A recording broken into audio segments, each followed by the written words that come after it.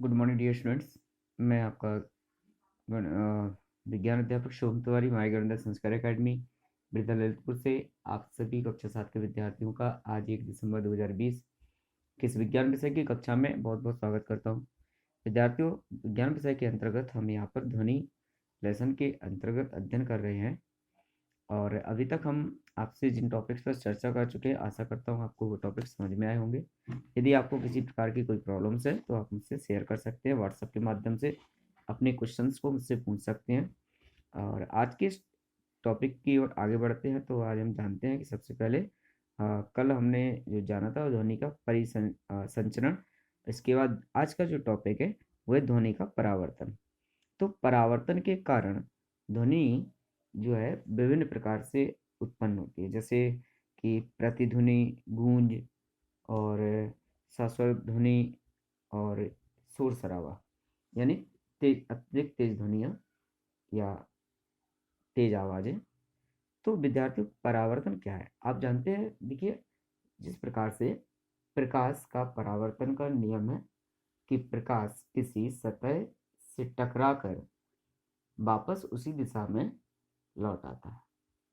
तो विद्यार्थियों, यहाँ पर ध्वनि भी इसी प्रकार से होती है कि जब कंपनों के कारण ध्वनि उत्पन्न होती है और कुछ ऐसी सतह होती हैं जहाँ पर वो कंपन टकराते हैं और टकराने के पश्चात वापस उसी माध्यम में लौट आते हैं।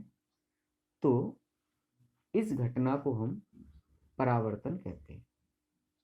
अब यह परावर्तन चूंकि उत्पन्न कंपनों के द्वारा, आवाज के द्वारा हो रहा है, इसलिए इसको हम ध्वनि का परावर्तन कहेंगे।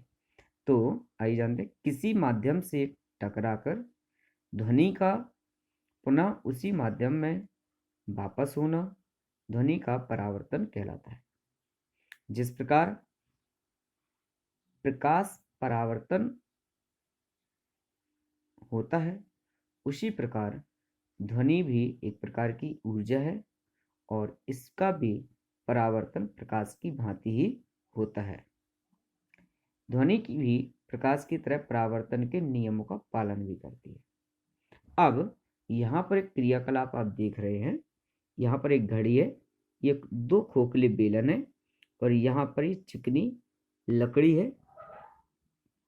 तो यहाँ आप क्या करेंगे, इन 2 खोखले बेलनों की सहायता से, लकड़ी गत्ते हैं, कोई भी चीज ले लीजिए, खोखले होने चाहिए।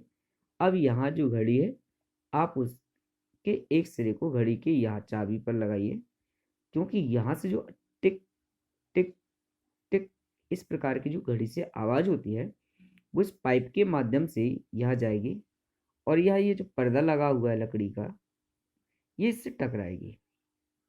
टकराने के पश्चात वो फिर ये जो कंपन है वो लकड़ी से टकरा करके पुनः दूसरा जो गत्ता वहां पर लगा हुआ है उससे होती हुई आपके कानों तक पहुंचेगी। तो इस प्रकार से इस क्रियाकलाप को करते हुए हम यह परावर्तन का अनुभव कर सकते हैं और इससे हम यह सिद्ध कर सकते हैं कि ध्वनि में परावर्तन होता है। विद्यार्थियों, परावर्तन के कारण ध्वनि विभिन्न प्रकार से, या ध्वनि को हम भिन्न भिन्न प्रकार से डिस्क्राइब कर सकते हैं। जैसे प्रतिध्वनि, जिसे हम इको कहते हैं। विद्यार्थियों, आप सभी ने म्यूजिक सिस्टम देखे होंगे या माइक का जो एम्पलीफायर होता है, तो उसको भी आपने देखा होगा। उसमें एक बटन इको का होता है या रिपीट का होता है। जब हम इसको बढ़ाते हैं तो आप देखते हैं कि जो हमारी आवाज है वो साउंड स्पीकरों से, जैसे एक बार आप बोलेंगे हेलो, तो उसमें hello hello hello hello hello hello hello इस प्रकार से आपको उसमें सुनाई देता है। यानी बार बार वही आवाज कुछ देर तक रिपीट होती रहती है। या इसका अनुभव आप खाली हॉल में भी कर सकते हैं,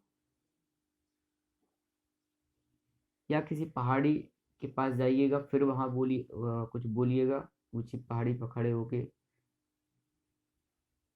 तो इस प्रकार की जो ध्वनि होती है उसको हम प्रतिध्वनि कहते हैं, और यह परावर्तन के कारण ही होती है।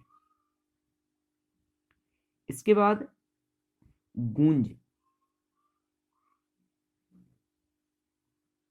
किसी उचित परावर्तक तल या घाटी ऊंची इमारत के सामने ध्वनि उत्पन्न करने के बाद ध्वनि स्रोत को बंद कर देने पर परावर्तक तल से बार बार परावर्तित होने की ध्वनि का प्रभाव कान पर काफी समय तक बना रहता है। इसे हम दीर्घीकरण या गूंज या अनुरणन कहते हैं। इसका प्रतिध्वनि के उपयोग अगर आप करना चाहें, जैसे जल में स्थित वस्तुओं की गहराई ज्ञात करने में, चमगादड़ द्वारा अवरोधों से बचने में, कीटों द्वारा भोजन की खोज में, समुद्र में पनडुब्बी की स्थिति ज्ञात करने के लिए, समुद्र में मछलियों के झुंड की स्थिति ज्ञात करने के लिए आप इस ध्वनि के माध्यम से इनके बारे में उपयोग इनका कर सकते हैं, उनकी पहचान भी कर सकते हैं। अब मनुष्यों के द्वारा उत्पन्न ध्वनि का उनका श्रवण। विद्यार्थियों, हम जानते हैं कि कंपन द्वारा ध्वनि उत्पन्न होती है। तो जो कंपन होते हैं वो वायु के माध्यम से, जो हमारी ज्ञानेंद्रिय है जिसके द्वारा हम सुनने का कार्य करते हैं, कान में एक विशेष पर्दा होता है।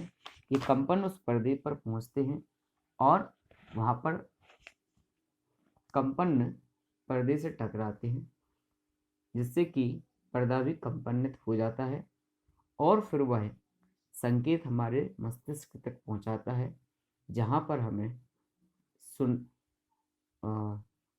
हमें वह आवाज सुनाई पड़ती है। विद्यार्थियों, यहाँ पर एक विशेष बात यह है कि हमारे शरीर के ऐसे कुछ अंग हैं जो बहुत कोमल और सेंसिटिव है, संवेदनशील है, जिनको बचाना, सुरक्षा करना हमारी जिम्मेदारी है। इसमें आँख, नाक, कान,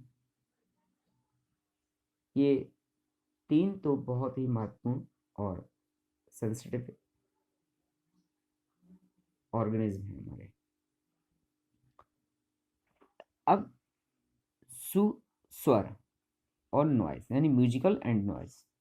देखो विद्यार्थी, म्यूजिकल का अर्थ है वह ध्वनि, वह आवाज जिसको सुनकर हम आकर्षित होते हैं, जो हमारे कानों को अच्छी लगती है, प्रिय लगती है।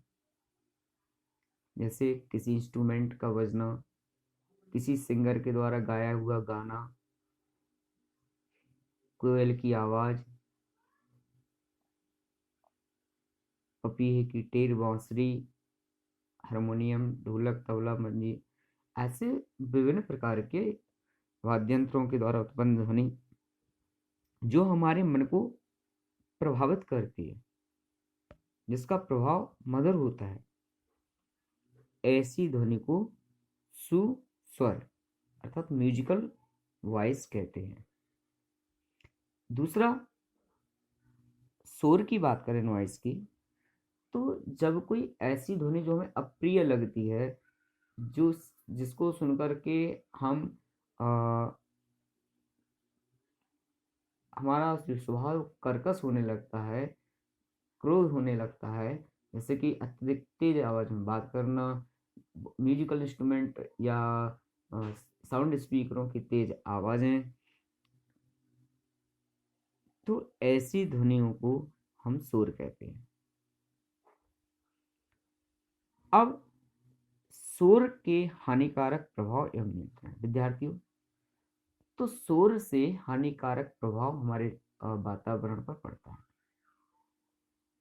और अगर यह शोर को कंट्रोल ना किया जाए तो यहाँ तक भी होता है कि किसी भी मनुष्य के कान के पर्दे का डैमेज होना भी संभव होता है।